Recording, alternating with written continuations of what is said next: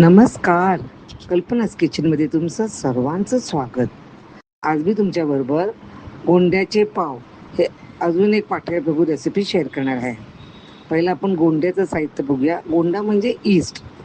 एक बटाटा, चण्याची डाळ 2 टेबलस्पून, 1 कप दूध, 1 कप पाणी, आणखी खायचा सोडा.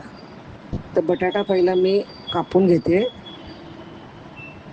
आणि त्या स्टीलच्या तांब्यामध्ये ठेवते. मग त्यामध्ये 2 मुठी चण्याची डाळ किंवा तुम्ही 2 टेबलस्पून वापरू शकतात.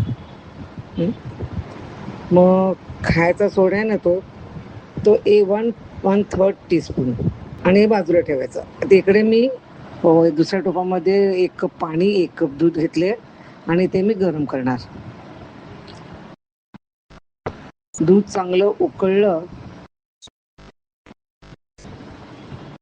तर आता गॅस बंद करते आणि त्या तांब्यामध्ये जिकडे आपण ठेवलंय ना बटाटा, चण्याची डाळ, त्याच्यात घालणार. हे आपण गोंड्या करायची तयारी आहे. गोंडा करतोय म्हणजेच ईस्ट करतो, घरगुती ईस्ट. मग ते एका डब्यामध्ये दुसरं ठेवायचं, त्यावर झाकण घालायचं आणि तो डबा एका छान काळोखाच्या जागी ठेवायचा. आता अख्खी रात्र मी ते गोंडा होत होता. आणखी बघा दिसतं तुम्हाला फेस आला, तो हा गोंडा तयार झालाय. आता इकडे आपण पावासाठी बघायचं. 3 कप मी मैदा घेतलाय.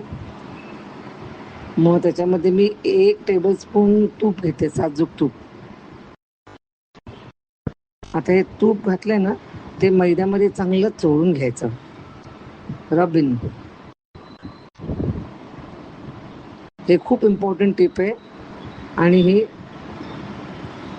अवॉइड नको करू. चांगलं झालं रबिन. मग ते याच्यात 1 चिमटी मीठ आणि 1 टीस्पून साखर. आता पाण्यासाठी आपण ते गोंडा होता ना, त्याच्याने आपण पहिला पीठ मळूया.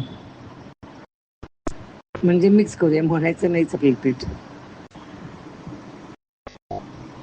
आता ते वरचं पहिला मी ते फ्रॉथ आहे तो वरचा घेते आणि नंतर मग पाणी मी गाळून घेईन, कारण ते डाळ आणखी बटाटा आहेत ना, ते आपल्याला नको आहे आपल्याला.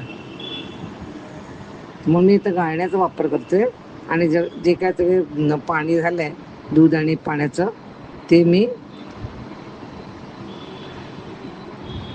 मळण्यासाठी घेते.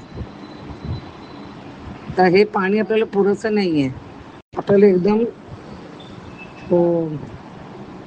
डोसाचं बॅटर पाहिजे बघा. तर मी अजून एक कप अजून मी वॉर्म वॉटर घेतलं आणि घातलंय. माझा माप दिला ना, तुम्ही एक्झॅक्टली तसंच फॉलो करा, तुमचे पाव चांगले होतील. आता एवढं मला कन्सिस्टन्सी पाहिजे. आता हे मी माझे पेले, त्याला मी तूप लावले, लायनिंग दिलं. आणखीन त्याच्यामध्ये अर्धे कप भरणार मी. का? कारण ते वरती येणार ना, ते म्हणजे राईस होईल ती. हे बघा, अर्धे भरून ठेवले, झाकून मी 1 तास ठेवते ते.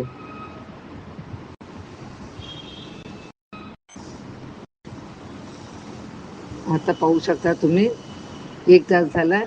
म्हणजे चांगले पाव वर आलेले दिसतात आपल्याला. आता मी तोपर्यंत मी ओव्हन प्री हीट केलं होतं, तर आता मी हे ओव्हनमध्ये ठेवणार बेक करायला.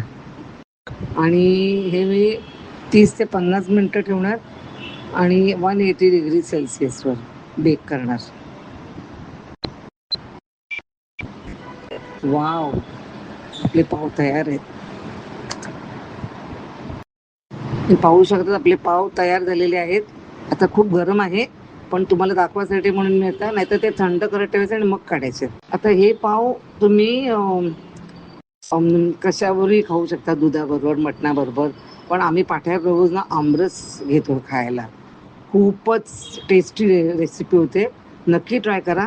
आणि आजचा व्हिडिओ आवडला असेल तर लाईक, शेअर आणि सबस्क्राईबचं बटन करायला विसरू नका. व्हिडिओ पाहिल्याबद्दल धन्यवाद.